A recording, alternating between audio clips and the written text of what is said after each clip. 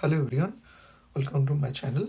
So today we'll learn about what is a Pascal triangle and how to print that Pascal triangle using C programming.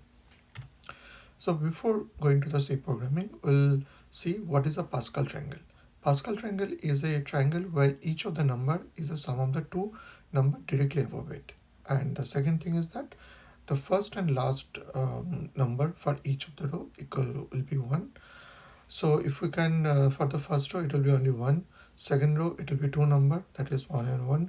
Third row, if you can see, first number is 1, second number is the summation of 1 and 1, that is 2. The fourth row, the first number is 1. The second number will be summation of 1 and 2, that is 3. And the third number is summation of 2 and 1, that is 3. And the fourth number is 1. In the fifth row, first number will be 1. And the second number will be summation of 1 and 3, that is 4.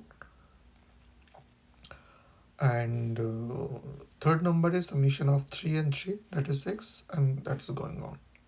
So in terms of mathematics, Pascal triangle is an infinite triangular array of the binomial coefficient.